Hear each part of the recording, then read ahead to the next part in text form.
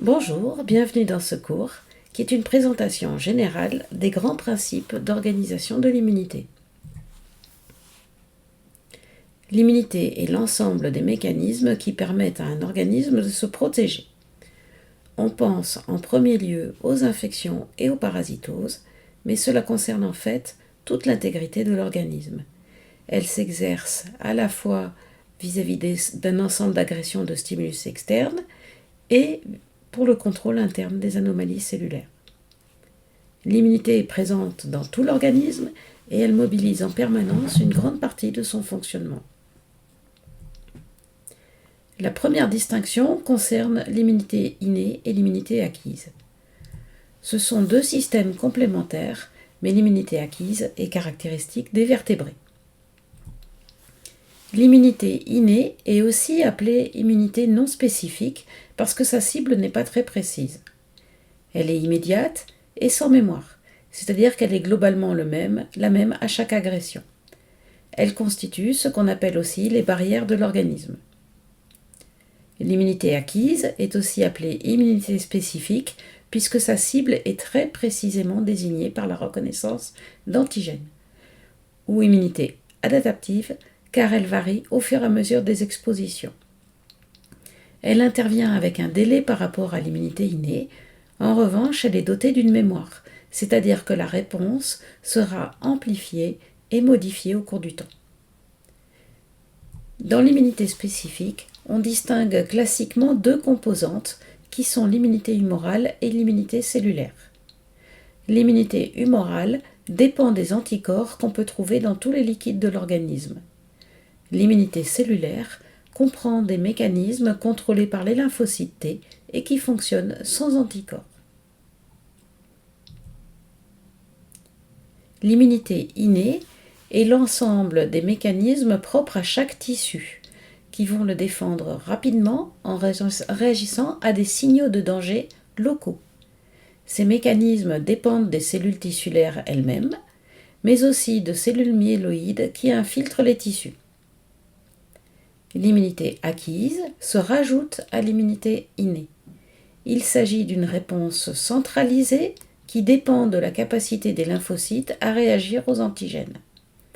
Un ensemble de cellules dites immunocompétentes appartenant aux deux systèmes lymphoïdes et myéloïdes effectueront à l'ensemble de l'organisme des mécanismes coordonnés par les lymphocytes.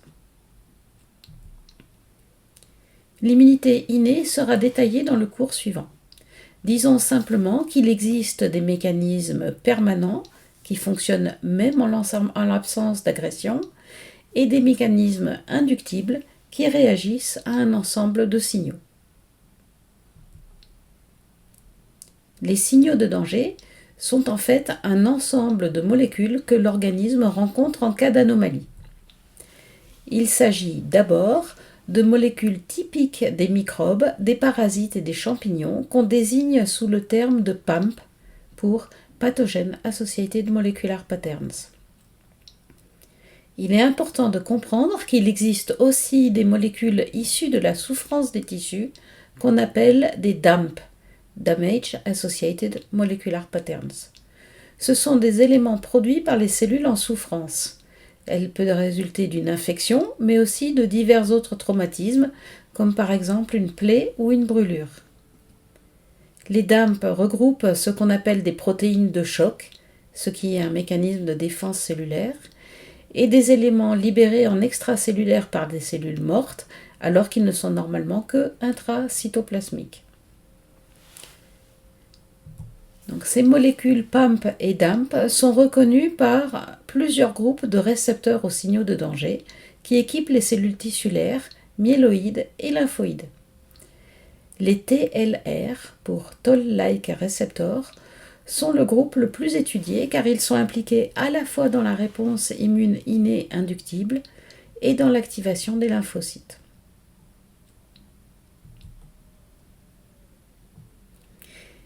L'immunité acquise s'appuie sur les lymphocytes T et B. Trois principes sont essentiels. La diversité des lymphocytes. À partir de précurseurs qui ont un patrimoine génétique commun, des phénomènes de recombinaison génétique aboutissent à la création de lymphocytes qui possèdent chacun des récepteurs différents et qui seront donc activés par des antigènes différents. La dynamique clonale, seuls les clones lymphocytaires spécifiques d'un antigène seront capables d'y réagir. La réponse des clones pourra être de 3 types. D'abord proliférer, ce qui va augmenter le nombre de lymphocytes reconnaissant l'agresseur. Deuxièmement, se différencier, ce qui va moduler leur capacité. Et troisièmement, effectuer différentes fonctions, par exemple, sécréter des anticorps. La mémoire, et le troisième principe, la réponse immune spécifique est amplifiée et modifiée au cours des stimulations du fait de la différenciation progressive des clones lymphocytaires répondeurs. C'est pourquoi les réponses immunes spécifiques nécessitent plusieurs jours pour s'installer, mais qu'elles sont ensuite durables pendant des mois. La spécificité est le caractère sélectif de la réaction entre 2 éléments, notamment entre l'antigène et l'anticorps ou entre l'antigène et les lymphocytes sensibilisés vis-à-vis de cet antigène. Donc c'est la reconnaissance d'antigènes sur un micro-organisme, un parasite ou même sur une cellule qui permet de les désigner comme la cible des mécanismes de défense immune. On parle souvent de concept clé-serrure, c'est-à-dire que la reconnaissance spécifique ouvre une réponse adaptée à chaque situation.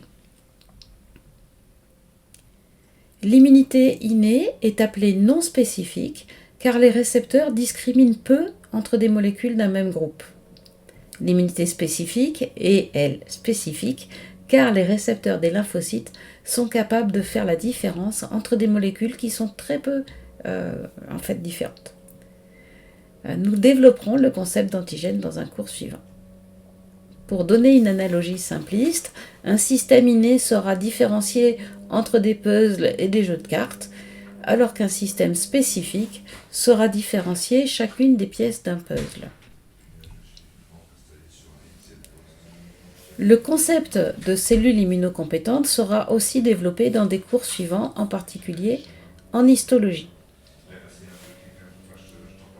On parle de cellules immunocompétentes pour désigner toute cellule qui intervient au cours de l'immunité spécifique, ce qui correspond à 2 situations.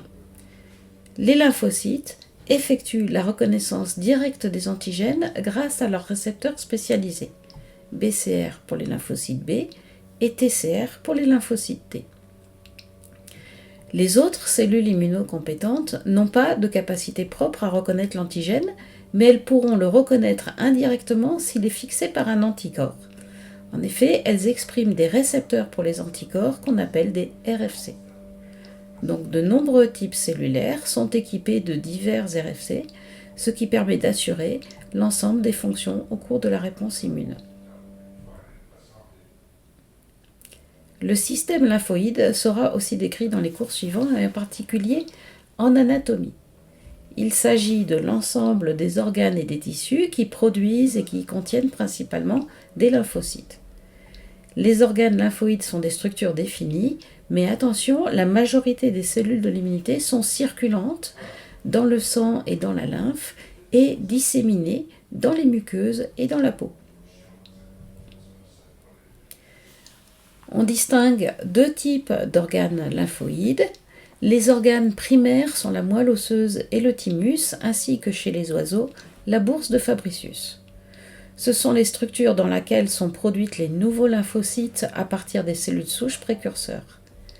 Leur activité maximale a lieu durant le développement fœtal et dans les premiers mois de vie, puis elle se maintient à un taux plus faible mais stable.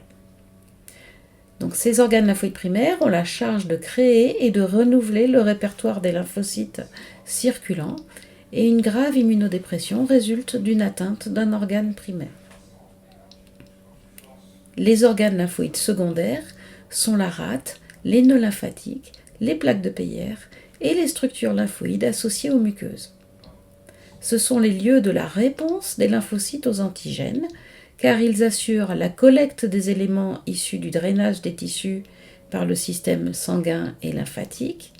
Ils vont présenter les antigènes et permettre les interactions entre les cellules immunocompétentes. Donc ils fonctionnent pendant toute la durée de vie de l'individu. Comme il existe de nombreuses relations entre ces structures, l'ablation d'une d'entre elles n'a pas généralement de conséquences. Voici la fin de cette introduction.